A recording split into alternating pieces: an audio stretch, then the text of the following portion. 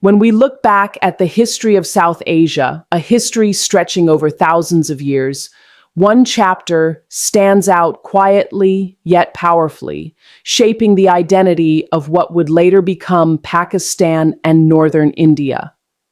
It is the story of Sindh after the Arab conquest, the story of how two worlds met, collided, and then slowly learned to live as one. After the year 712 CE, the dust of war began to settle on the banks of the Indus River. The great battle between Muhammad bin Qasim and Raja Dahir was over. The young general had triumphed, and the Umayyad banner now fluttered over Sindh's ancient cities, Dibal, Brahmanabad, and Alor. But conquest is one thing, governance, coexistence, and transformation are another. What happened next was not just the rule of a foreign power, but the birth of a new culture, a meeting of civilizations that would shape the entire region for centuries to come. In those early years, the Arab soldiers, administrators, and scholars who came with the conquest found themselves in a strange new land. They had crossed the deserts of Persia, the mountains of Makran, and entered a world of river valleys, temples, languages, and customs, unlike anything they had known before. The people of Sindh spoke languages that sounded musical but unfamiliar. Ancient Prakrits, early Sindhi, and Sanskrit among the elites. The Arab officials spoke Arabic, the sacred language of the Quran, and at first, communication itself was a challenge. But humans, as history shows us, always find ways to adapt. The Arab governors quickly realized that ruling Sindh would require cooperation, not just domination. The local Brahmin and Buddhist administrators, those who knew the laws, the land records, and the taxation systems, were kept in place. They were the bridge between rulers and the ruled. Slowly, a bilingual administration emerged. Orders from the capital were written in Arabic, but local records continued in Sindhi and Sanskrit, two scripts, two worlds, learning to share the same parchment. Religious life too began to change, but not through sudden force, as some imagine. The Umayyads and later Abbasids who governed Sindh understood that their new subjects had deep spiritual roots.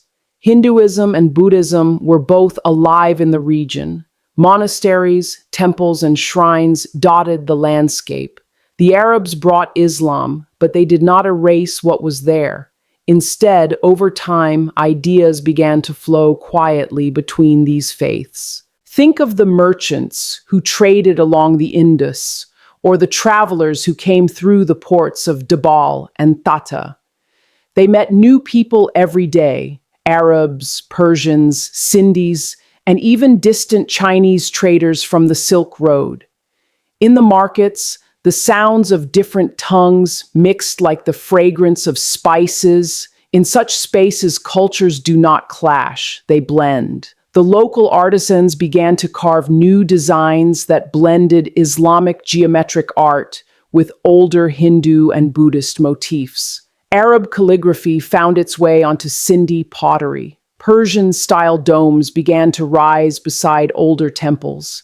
Even food began to change. New spices, new styles of cooking, new ways of celebrating. Over the decades, the Arab settlers began to marry into local families. The children of these unions spoke both Arabic and Sindhi. They carried dual identities, Arab in ancestry, Sindhi in soul. Many of them grew up serving as interpreters, scribes, and traders.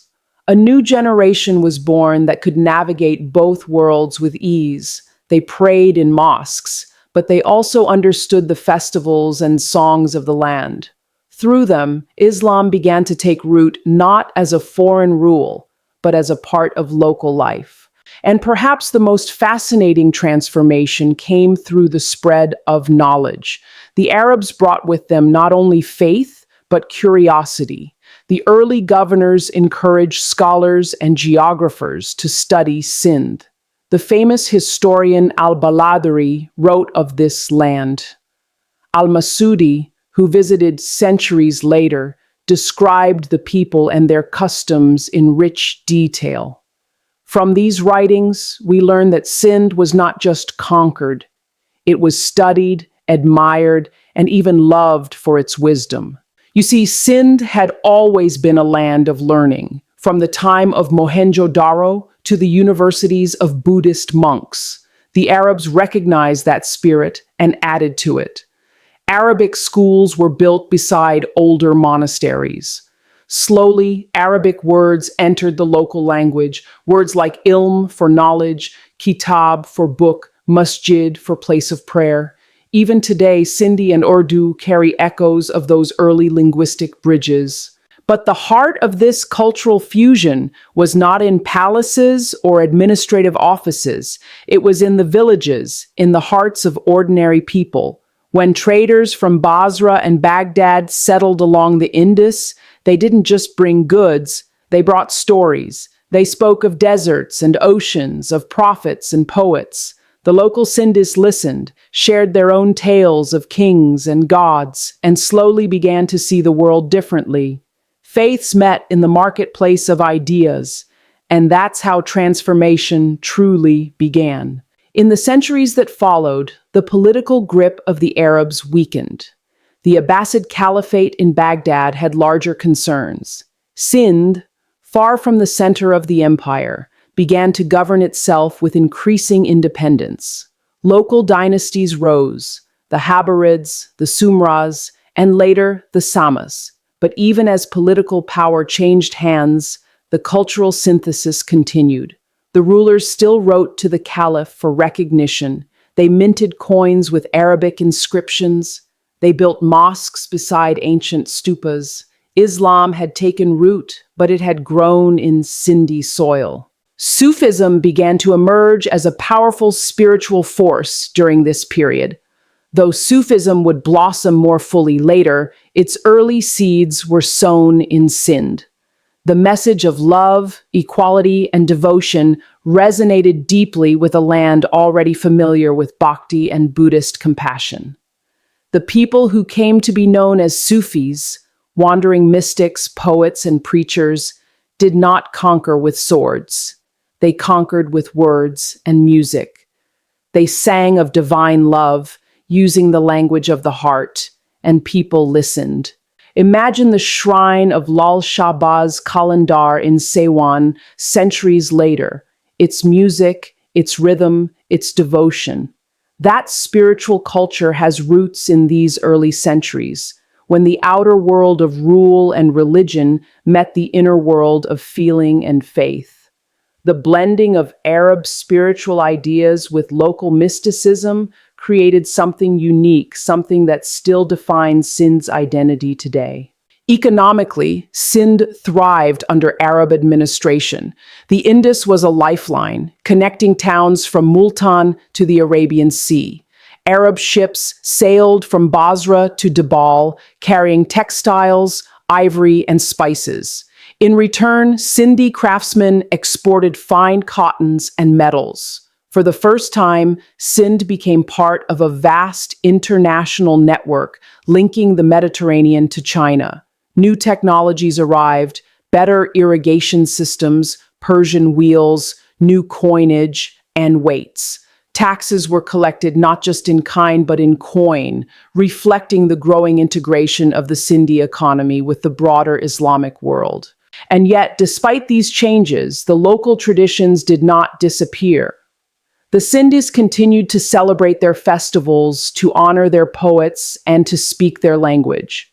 The Arabs adapted too. They built their mosques facing Mecca, but their architecture used local stone and design. The call to prayer echoed across the Indus, but the melody often followed the gentle cadence of Sindhi folk tunes. What emerged was not Arab Sindh or Indian Sindh, but something new, an Indo-Arabic civilization, where identities blended like colors in a river at sunset. The capital city of Mansoura, founded after the conquest, became the beating heart of this world. Located near modern-day Shahadpur, Mansoura was planned like an Arab city, with a mosque at its center, wide streets, and markets filled with traders. But it was also Sindhi, vibrant, diverse, alive with local crafts. Travelers wrote that one could hear the Quran being recited in one alley and the verses of ancient poets in another. In Mansoura, mosques stood beside schools and schools beside workshops. It was here that the first generation of Muslim Sindhis grew up, fluent in both cultures, comfortable in both worlds. Over time, as the Abbasids declined, Mansoura's importance waned. New powers rose and history moved on. But the cultural DNA created in that era never vanished. It flowed into the later dynasties, into the art of Multan, into the poetry of Shah Abdul Latif Bhitai, into the music that still fills the shrines of Sindh today. Every note of the Sufi Qawwali, every verse about divine love, carries whispers from that ancient meeting between Arab faith and Sindhi heart. It's important to understand that this blending was not always easy. There were moments of tension, rebellion, and misunderstanding. Some local tribes resisted Arab taxation, some scholars debated religious law and local custom. But over the long span of history, cooperation won over conflict. The Arab rulers learned tolerance out of necessity and wisdom, and the Sindhi people absorbed new ideas without losing their own soul. This is the quiet power of cultural adaptation. It transforms without destroying. Imagine for a moment walking through Sindh in the 9th century. You would see Arab traders in long robes bargaining with local merchants in turbans. You would hear the call to prayer mixing with the sound of temple bells. You might meet a scholar reading Arabic philosophy one moment and explaining Hindu astrology the next. You would taste food flavored with both cumin and dates. You would feel the warmth of a society that was neither fully Arab nor fully Indian, but both. That is the true beauty of Sindh after the conquest, not its wars, but its blending. It shows us that civilizations do not meet like armies. They meet like rivers, slowly, steadily, reshaping each other's banks. Language itself became a living proof of this union. The early Sindhi language began to borrow words from Arabic and Persian. Over the centuries, these words became natural, so natural that people forgot where they came from. Even today, Sindhi, Urdu, and Punjabi carry the traces of that encounter. When you say Khuda Hafiz or Insha'Allah, you're echoing the voices of that era. When you read poetry filled with words like Ishq, Sabr, and Taqdir, you are hearing the same blend that began more than 1,000 years ago. The Arabs also brought new systems of law and governance. The concept of qazi, a judge, was introduced. Courts began to follow Islamic law in matters of inheritance, contracts, and trade. But for local customs and marriages, traditional Hindu and Buddhist practices often continued. This dual system of governance allowed different communities to coexist peacefully. It was not perfect, but it was practical, and it kept the region stable for generations. The idea of unity under one God, Tawhid, resonated deeply with the local mystics and seekers. In a land that had long celebrated divine love through many forms, this concept offered a new simplicity, a direct connection between the human heart and the divine. Over time, this spiritual language would inspire poets like Sachal Sarmast and Shah Abdul Latif Bhitai. Their verses, written centuries later, are still infused with the rhythm of that early fusion. Love, devotion, and surrender expressed in the universal language of the soul. Education, too, became a bridge. Arabic schools taught the Quran, but also arithmetic, astronomy, and philosophy. Sindhi scholars translated local knowledge into Arabic. In return, they learned from the vast world of Islamic science, from medicine to mathematics. Imagine the intellectual exchange happening quietly in those small schools along the Indus. Ancient Indian astronomy meeting Arab algebra. Sanskrit medicinal knowledge blending with Greek and Arabic philosophy. The roots of the golden age of South Asian scholarship were being planted in those classrooms. And yet, despite these achievements, history almost forgot this chapter. When people talk about Islamic history in India, they jump from the Arab conquest directly to the Delhi Sultanate. But between those two moments lie 3 centuries of transformation. 3 centuries during which Sindh became the first laboratory of cultural coexistence in South Asia.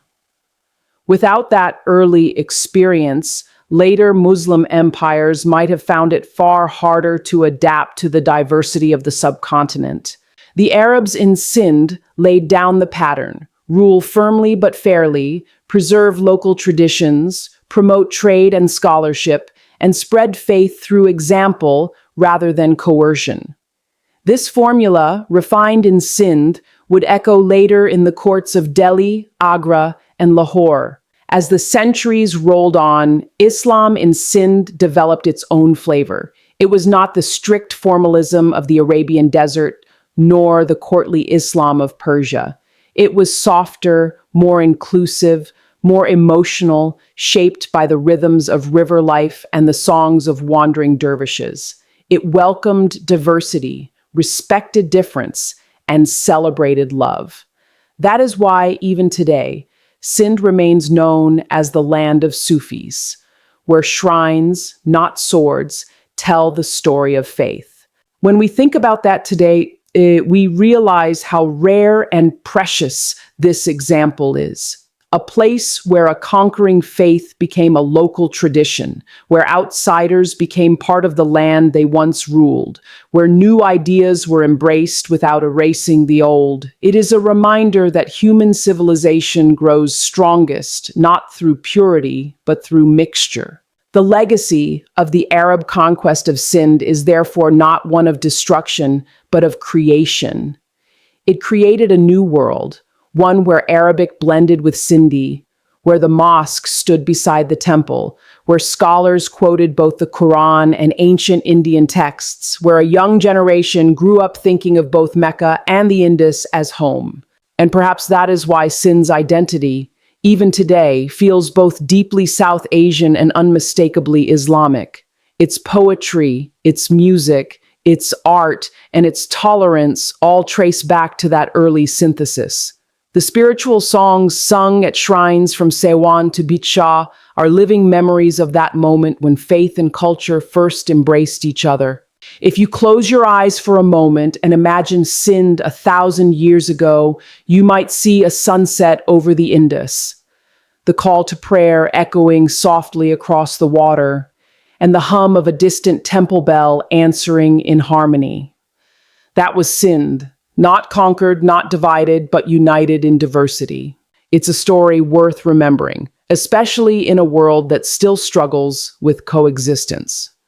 The people of Sindh 1,000 years ago showed that difference does not have to mean division, that faith and culture can mix not like oil and water, but like melody and rhythm, distinct yet harmonious. So the next time you hear the name Sindh, don't just think of conquest or maps. Think of that extraordinary experiment of people from different worlds learning to share a river, a language, a dream.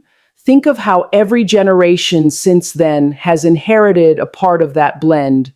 The traders of Karachi, the poets of Hyderabad, the farmers along the Indus, all carrying echoes of that first meeting. And now let me ask you this. What do you think truly defines a civilization? Its victories or its ability to live with difference? Can conquest ever create harmony, or is harmony born only when people begin to understand each other's hearts?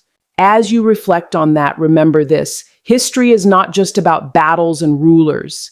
It is about people, about the ways they learn, adapt, and love across the boundaries of language, faith, and time. And perhaps in the story of Sindh after the Arab conquest, we can still find a quiet lesson for our world today. That real strength lies not in domination, but in the courage to blend, to listen, and to grow together. Just as the waters of the Indus and the desert winds of Arabia once did, so many centuries ago.